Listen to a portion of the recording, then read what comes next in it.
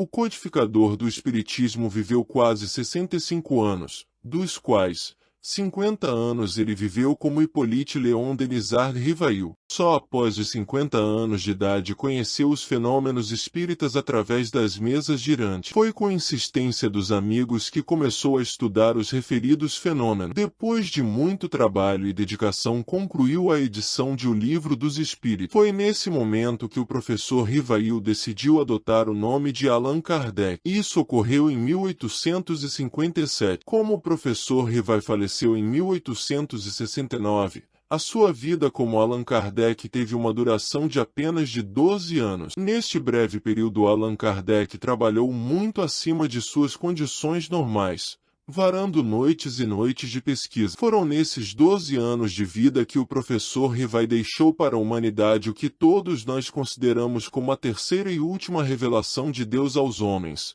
proporcionando a todos a oportunidade de conhecer a verdade que existe do outro lado da vida, ou seja, da eternidade. Dilmar Ferreira.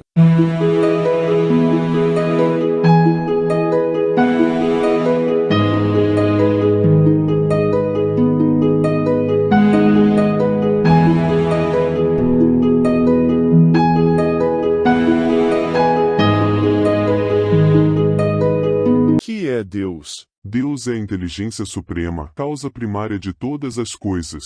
Que se deve entender por infinito? O que não tem começo nem fim, o desconhecido, tudo o que é desconhecido é infinito. Poder-se-ia dizer que Deus é o infinito? Definição incompleta.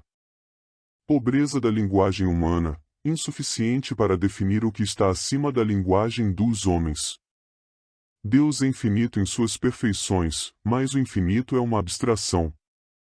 Dizer que Deus é o infinito é tomar o atributo de uma coisa pela coisa mesma, é definir uma coisa que não está conhecida por uma outra que não está mais do que a primeira. Onde se pode encontrar a prova da existência de Deus? Num axioma que aplicais às vossas ciências.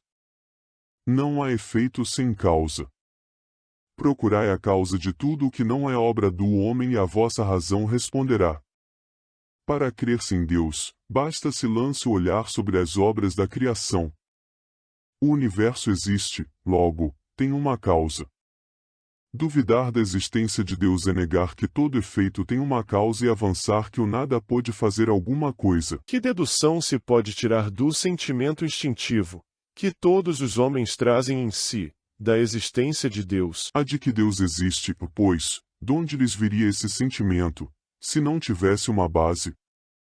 É ainda uma consequência do princípio, não há efeito sem causa. O sentimento íntimo que temos da existência de Deus não poderia ser fruto da educação, resultado de ideias adquiridas? Se assim fosse, por que existiria nos vossos selvagens esse sentimento? Se o sentimento da existência de um ser supremo fosse tão somente produto de um ensino, não seria universal e não existiria senão nos que houvessem podido receber esse ensino, conforme se dá com as noções científicas. Poder-se-ia achar nas propriedades íntimas da matéria a causa primária da formação das coisas. Mas, então, qual seria a causa dessas propriedades? É indispensável sempre uma causa primária. Atribuir a formação primária das coisas às propriedades íntimas da matéria seria tomar o efeito pela causa, porquanto essas propriedades são, também elas, um efeito que há de ter uma causa. Que se deve pensar da opinião dos que atribuem a formação primária a uma combinação fortuita da matéria, ou, por outra, ao acaso? Outro absurdo. Que homem de bom senso pode considerar o acaso um ser inteligente? E, demais, que é o acaso? Nada. A harmonia existente no mecanismo do universo patenteia combinações e desígnios determinados, por isso mesmo, revela um poder inteligente. Atribuir a formação primária ao acaso é insensatez, pois que o acaso é cego e não pode produzir os efeitos que a inteligência produz. Um acaso inteligente já não seria acaso. Em que é que, na causa primária, se revela uma inteligência suprema e superior a todas as inteligências? Tendes um provérbio que diz, pela obra se reconhece o autor. Pois bem, vede a obra e procurai o autor.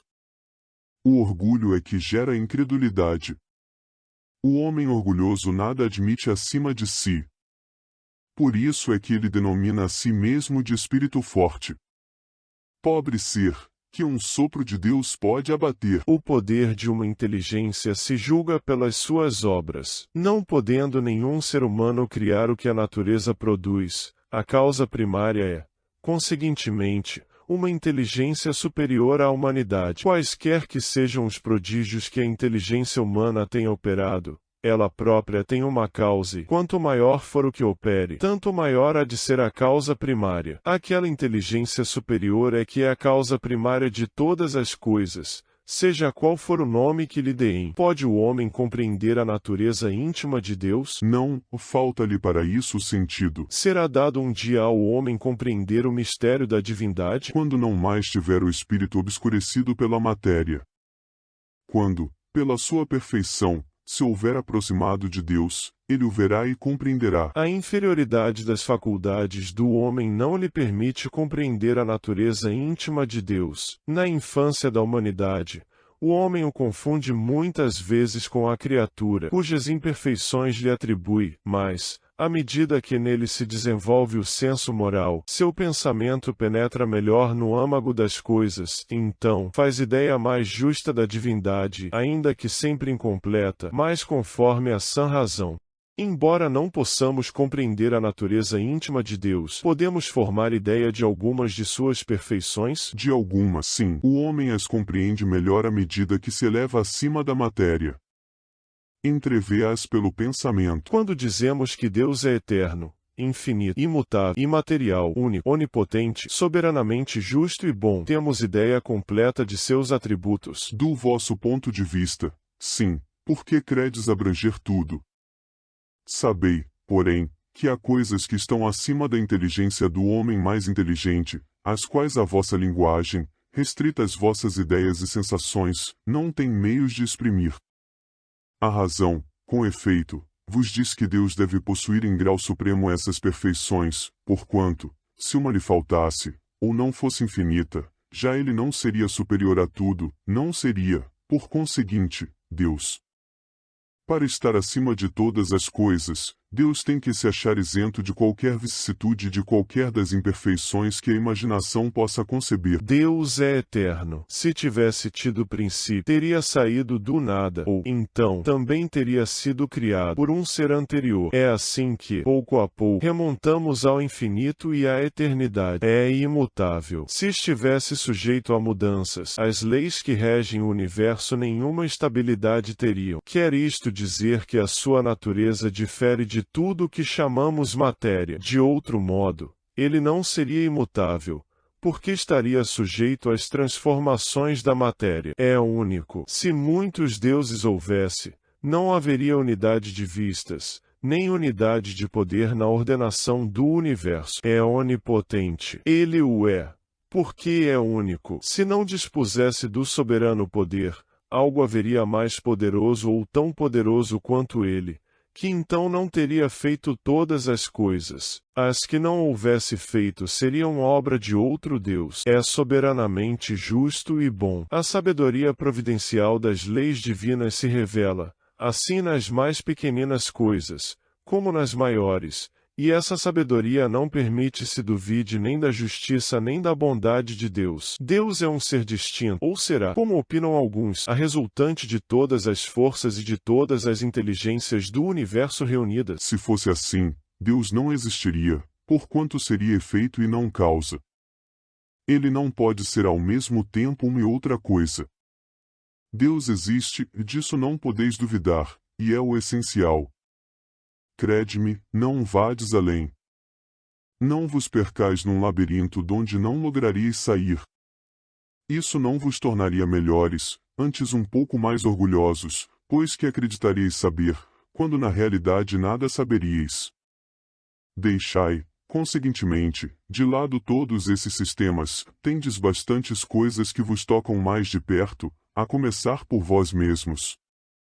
Estudai as vossas próprias imperfeições, a fim de vos libertardes delas, O que será mais útil do que pretenderdes penetrar no que é impenetrável? Que se deve pensar da opinião segundo a qual todos os corpos da natureza, todos os seres, todos os globos do universo seriam partes da divindade e constituiriam, em conjunto, a própria divindade? Ou, por outro, que se deve pensar da doutrina panteísta? Não podendo fazer-se Deus, o homem quer ao menos ser uma parte de Deus. Pretendem os que professam esta doutrina achar nela a demonstração de alguns dos atributos de Deus, e sendo infinitos os mundos, Deus é, por isso mesmo, infinito, não havendo vazio, ou nada em parte alguma. Deus está por toda parte, estando Deus em toda parte, pois que tudo é parte integrante de Deus. Ele dá a todos os fenômenos da natureza uma razão de ser inteligente. Que se pode opor a este raciocínio? A razão, refleti maduramente, não vos será difícil reconhecer-lhe o absurdo. Esta doutrina faz de Deus um ser material que, embora dotado de suprema inteligência, seria em ponto grande o que somos em ponto pequeno. Ora, transformando-se a matéria incessantemente, Deus, se fosse assim, nenhuma estabilidade teria, achar-se-ia sujeito a todas as vicissitudes, mesmo a todas as necessidades da humanidade, faltar-lhe-ia um dos atributos essenciais da divindade, a imutabilidade. Não se podem aliar as propriedades da matéria à ideia de Deus, sem que ele fique rebaixado ante a nossa compreensão, e não haverá sutilezas de sofismas que cheguem a resolver o problema da sua natureza íntima. Não sabemos tudo o que ele é, mas sabemos o que ele não pode deixar de ser, e o sistema de que tratamos está em contradição com as suas mais essenciais propriedades. Ele confunde o Criador com a criatura, exatamente como faria quem pretendesse que a engenhosa máquina fosse parte integrante do mecânico que a imaginou. A inteligência de Deus se revela em suas obras como a de um pintor no seu quadro, mas as obras de Deus não são o próprio Deus, como o quadro não é o pintor que o concebeu e executou. Se você gostou deste vídeo, compartilhe-o com seus contatos e aproveite para se inscrever em nosso canal.